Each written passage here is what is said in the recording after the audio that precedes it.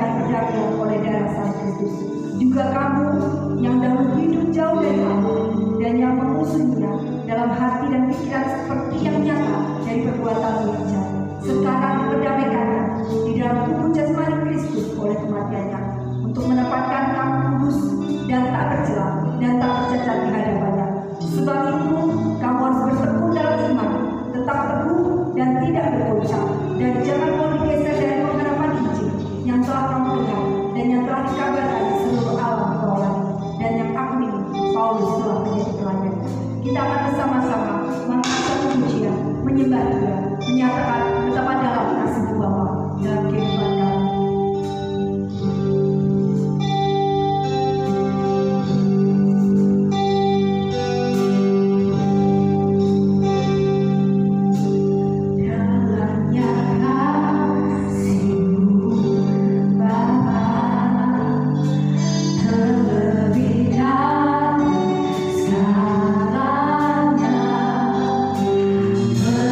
Penorangan yang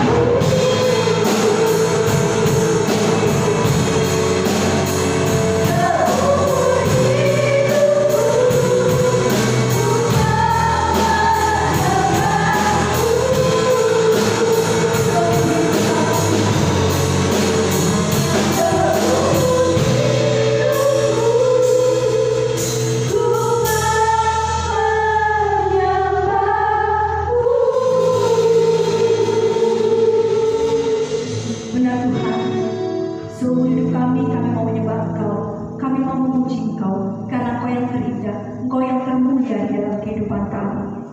Dan kami ucap syukur karena begitu besar, begitu dalam kasih-Mu dalam kehidupan kami, sehingga kami Engkau selamatkan, Engkau beri kemenangan dari segala dosa-dosa kami. Terima kasih Tuhan, terima kasih. Dan pada saat ini kami mau menyatakan sukacita kami, kami mau menyatakan ucapan syukur kami dalam ibadah kami. Biarlah Kau yang memimpin, Kau yang menolong setiap kami. Terima kasih Bapa. Di dalam nama Tuhan Yesus Kristus kami memulai ibadah kami pada pagi hari ini. Amin. Kita akan bersukacita di hadapan Tuhan karena Kristus telah bangkit. Dia telah menang atas maut. Kita akan nyatakan bersama-sama dengan pujian Kristus bangkitlah sudah. Kristus bangkitlah sudah, haleluya. Bumi sudah berasa, haleluya. Biarlah Kau yang selalu berkumandang di dalam hati kita, di dalam hidup kita, menjadi kesaksian bagi banyak orang.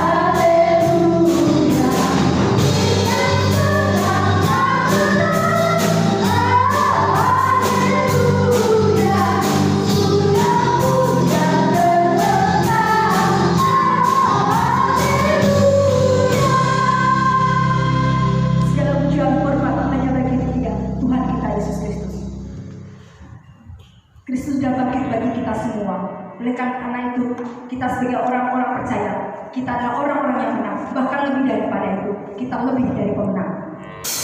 Oleh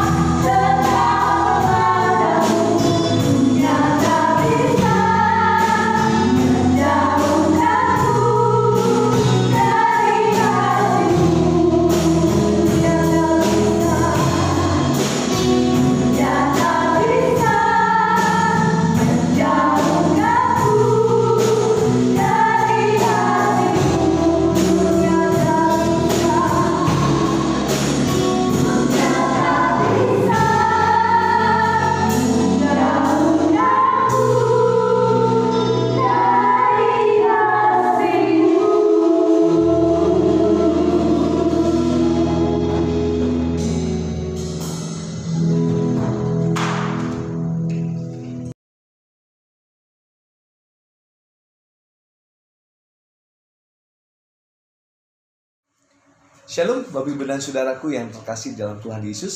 Selamat pagi. Kita bersyukur buat hari ini kita boleh kembali bersama-sama untuk beribadah kepada Tuhan, memuji dan memuliakan nama Tuhan. Sekalipun sampai hari ini kita masih tetap beribadah secara online, tapi kita percaya bahwa kasih Tuhan yang tetap mempersatukan kita di dalam Tuhan. Mari kita akan berdoa. Bapa di dalam surga, terima kasih buat pagi ini. Kami bersyukur untuk kesempatan kami bersama-sama memuji, memuliakan nama Tuhan. Dan saat ini kami siap mendengar firman-Mu. Biarlah Engkau berbicara kepada kami, memberikan pengertian buat kami, sehingga sungguh hati kami berkobar-kobar untuk setia melayani Tuhan. Dan kami tetap menyadari bahwa Allah ada bersama-sama dengan kami. Dalam keadaan apapun, kami percaya Tuhan yang menyertai kami. Terima kasih Bapa. Kami serahkan waktu ini sepenuhnya hanya di dalam nama Tuhan Yesus Kristus, Tuhan Allah kami hidup.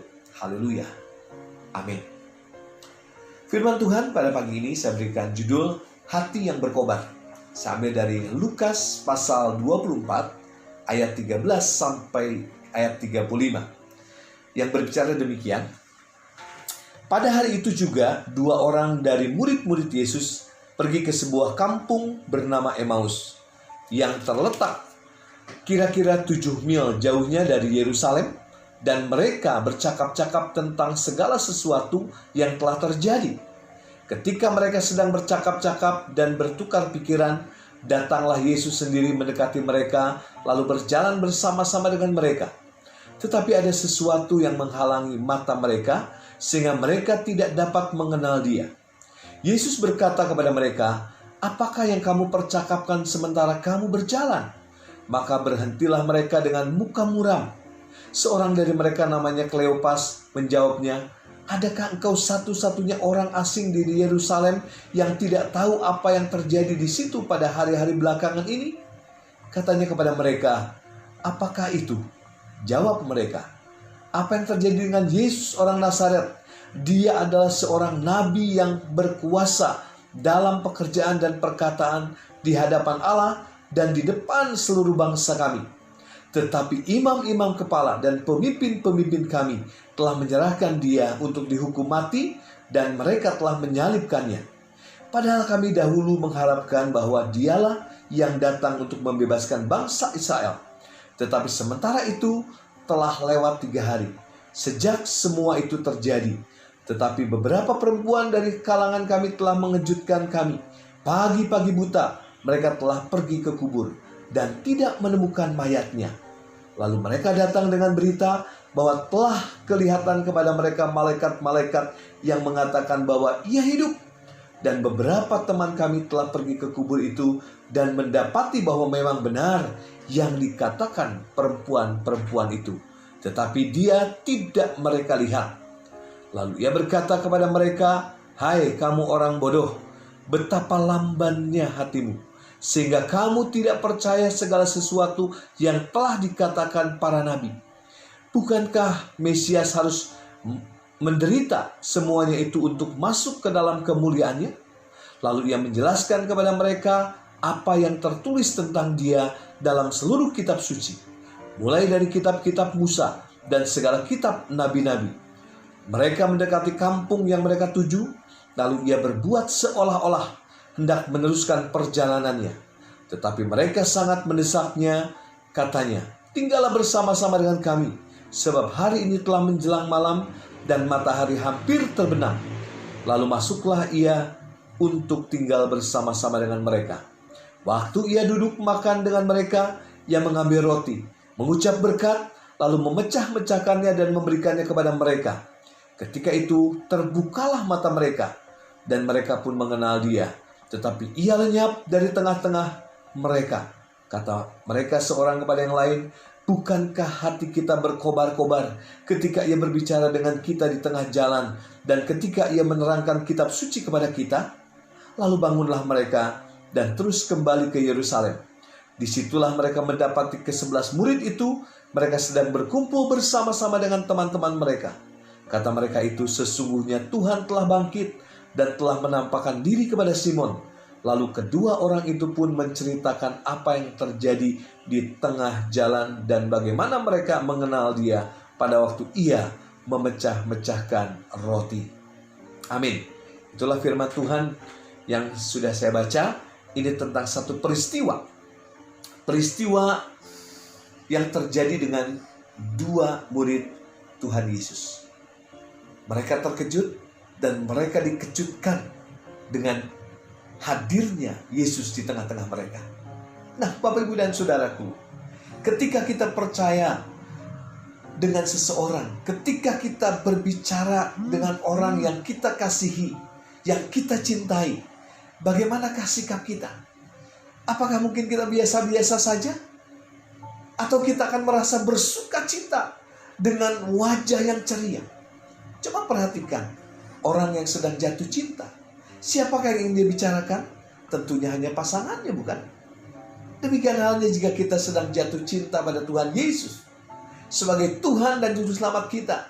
Hati kita akan bersama-sama dengan seorang yang sedang sama dengan orang yang sedang jatuh cinta. Apa saja dan kapan saja yang kita bicarakan adalah Tuhan kita, Yesus Kristus. Namun berapa lama hal itu bisa terjadi? Demikian. Ketika masalah melanda. Ketika masalah melanda, mungkin kita bisa berubah. Ada persoalan kehidupan yang datang dan lain sebagainya mulai menghadang kita. Apakah cinta kita tetap berkobar atau mulai berkurang? Bahkan sebaliknya, sekarang kita menghujat. Pagi ini, saudara, kita akan berbicara mengenai murid Yesus yang hatinya berkobar-kobar. Mengapa hal itu bisa terjadi? Yang pertama, saudara, mari kita melihat ayat 13-16. Keadaan panik atau kecewa akan membuat mata hati mereka dibutakan. Kedua orang ini panik dan mungkin kecewa dengan kejadian penyaliban Tuhan Yesus Kristus, sehingga mereka tidak mengenali orang yang ikut berjalan dengan mereka. Padahal waktu itu mereka berjalan dengan Tuhan Yesus sendiri. Keadaan seperti ini bisa terjadi dengan setiap orang Kristen. Kita merasa kecewa dengan keadaan atau dengan satu peristiwa, sehingga kita berpikir kemana Tuhan Yesus. Seolah-olah kita berjalan sendirian. Tuhan Yesus tidak bersama-sama dengan kita. Padahal Yesus ada bersama-sama dengan kita. Dan Dia tidak pernah meninggalkan kita. Ada sebuah cerita, saudara, di mana ada orang ketika itu dia berjalan di tepi pantai dan melihat ada dua pasang kaki yang tercetak di pinggir pantai itu. Dan dia bertanya, kaki siapa yang satu itu? Yang sepasang itu punya siapa? Dan itu adalah jejak kaki Tuhan yang menyertai kita. Ketika kita harus berjalan sendirian, ternyata ada Tuhan yang menyertai kita. Sekalipun harus pergi ke tebing yang tinggi, kita akan tetap melihat ada sepasang jejak kaki. Terus dia berjalan. Dan satu saat dia melihat jejak kaki itu tinggal sepasang. Di mana sepasang lagi, Tuhan? Berarti Engkau tidak bersama-sama dengan aku. Tetapi Tuhan berkata, itu adalah jejak kakiku, sedangkan engkau sedang aku gendong. Itulah kasih Tuhan. Tuhan tidak membiarkan kita, tapi Dia peduli kepada saudara dan saya. Dia menggendong kita ketika keadaan sangat mengkhawatirkan, ketika keadaan sangat mencekam, ketika keadaan sangat-sangat menekan kita. Dia menggendong kita, Dia menyelamatkan kita, dan Dia menolong kita. Tuhan tidak pernah meninggalkan kita sedetik pun. Dia ada bersama-sama dengan kita dalam setiap keadaan. Itulah yang pertama, saudara. Yang kedua, mereka tahu benar kejadian yang sesungguhnya, namun mereka tidak memahami maksud Allah. ayat 17 sampai 24, Saudara. Ya, ayat 17 sampai 24. Nanti kita bisa lihat apa yang sedang dibicarakan. Mereka tahu kejadian itu, tapi mereka tidak mengetahui maksud Allah yang sesungguhnya. Kedua orang itu sangat tahu sekali tentang berita penyaliban Tuhan Yesus. Bahkan mereka tahu siapa yang disalibkan. Bahkan mereka punya harapan kepada Tuhan Yesus untuk menjadi pemimpin bangsa Israel. Di sini kita yakin pasti mereka sudah belajar banyak mengenai kitab suci. Dan mereka tahu apa yang seharusnya terjadi kepada kepada Tuhan Yesus. Tetapi ternyata mereka hanya sekedar tahu secara ilmu pengetahuan, dan mereka tidak berpengalaman meskipun saat itu sudah ada bersama dengan Yesus. Jadi artinya, Saudara, mereka pintar dalam ilmu pengetahuan saja, tetapi mereka tidak berpengalaman dengan Tuhan. Bahkan mereka tidak mengerti maksud Tuhan yang sesungguhnya. Bagaimana dengan saudara dan saya? Mungkin kita sudah belajar banyak firman Tuhan. Bahkan kita tahu tentang Alkitab, bahkan mungkin tidak sebatas hanya pengetahuan saja. Atau kita betul-betul sudah melakukan kebenaran firman Tuhan itu.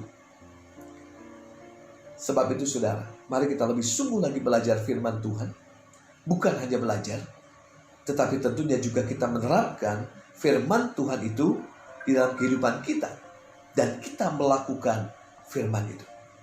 Ketika kita melakukan firman Tuhan, maka kita akan berpengalaman dengan Tuhan.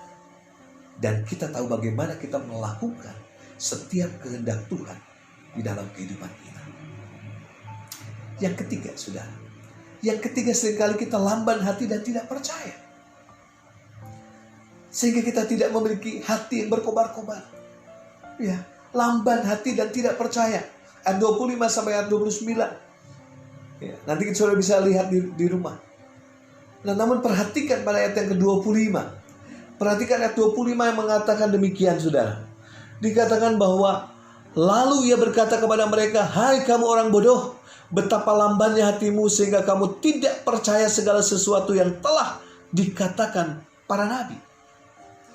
Yesus berbicara dengan tegas dan keras kepada kedua orang itu. Dan Yesus menyadarkan bahwa hati mereka lamban yang membuat tidak percaya akan rencana Allah. Ketika mereka mengerjakan rencana Allah, maka mereka akan tahu sebenarnya apa yang sedang terjadi ketika itu. Namun oleh karena hati mereka yang lamban, akhirnya mereka tidak percaya akan semua yang terjadi. Bagaimana dengan kita, Saudara? Apakah kita memiliki hati yang lamban? Bagaimana kita melihat keadaan di sekeliling kita? Yakinkah Tuhan punya rencana bagi kehidupan kita? Bagi keluarga kita? Bagi gereja kita? Bagi pekerjaan kita? Atau kita lebih baik kita pergi dan kita meninggalkan semua itu, sehingga kita tidak masuk dalam rencana Tuhan? Apakah hal ini sesuai dengan apa yang Tuhan mau untuk kita lakukan? Ataukah kita lebih yakin bahwa Tuhan sedang membentuk kita agar semakin kuat di dalam Tuhan?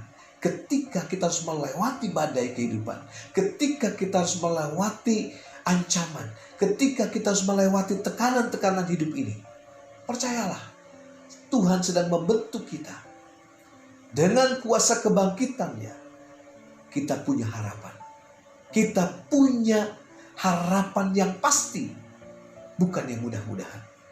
Oleh sebab itu, kuatkan dan teguhkan hati kita, bahwa semua yang terjadi tentunya ada rencana Allah yang akan terwujud melalui kehidupan kita.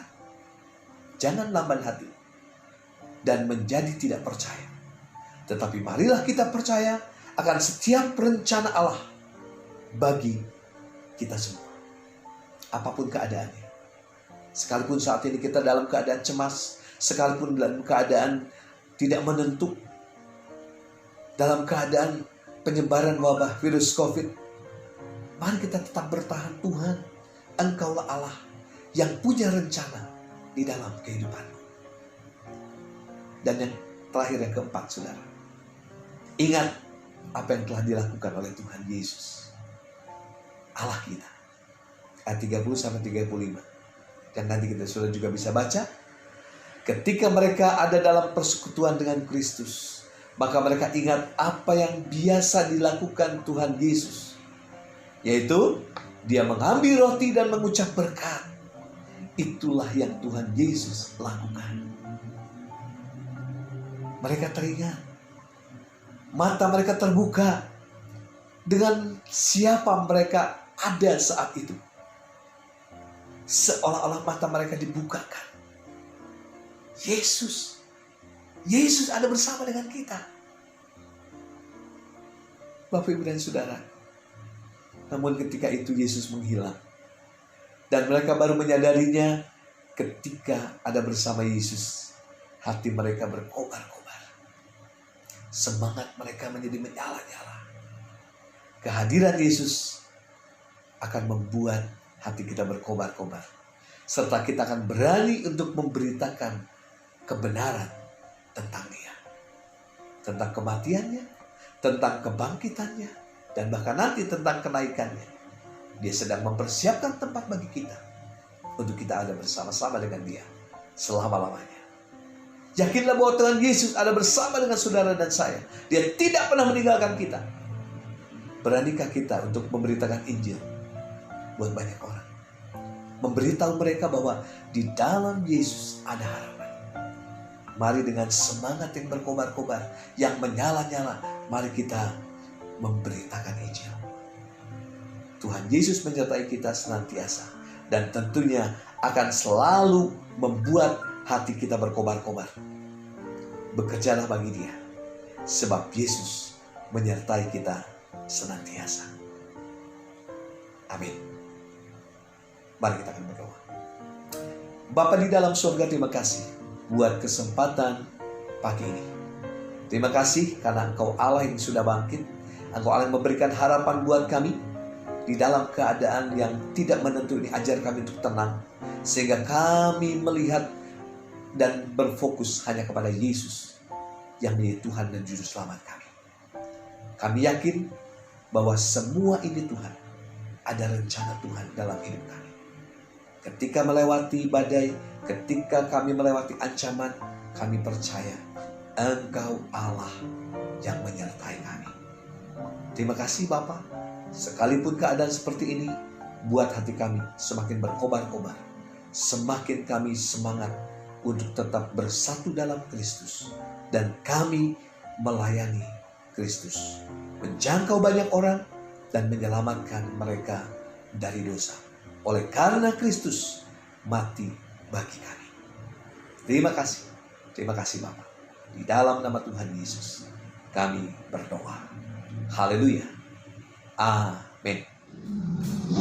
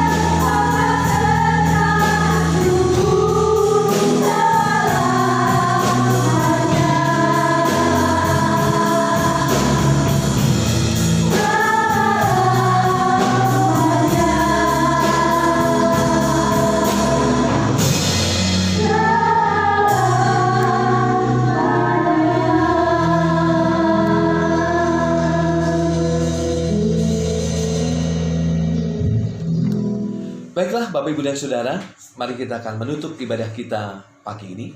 Kita memohonkan berkat ibadah tercurah atas kehidupan kita. Mari kita berdoa. Tuhan Allah Bapa kami yang ada dalam kerajaan sorga, kami datang di hadapan-Mu saat pagi ini. Kami bersyukur buat firman-Mu yang menguatkan kami, memberikan pengharapan buat kami. Dan ajar kami untuk tetap setia kepada Tuhan. Menjadikan hati kami semakin berkobar-kobar untuk kami menjangkau banyak jiwa bagi Kristus. Di tengah situasi yang tidak menentu, di tengah situasi yang mencekam buat kami, tapi kami percaya ada Yesus yang menyertai kehidupan kami.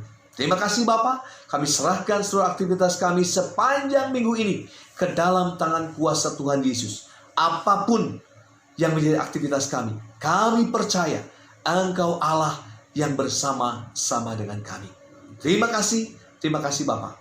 Biarlah kasih karunia dari Tuhan Yesus Kristus, damai sejahtera dari Allah Bapa serta persekutuan Roh Kudus boleh menyertai kita sekalian pagi ini sampai selama-lamanya. Amin.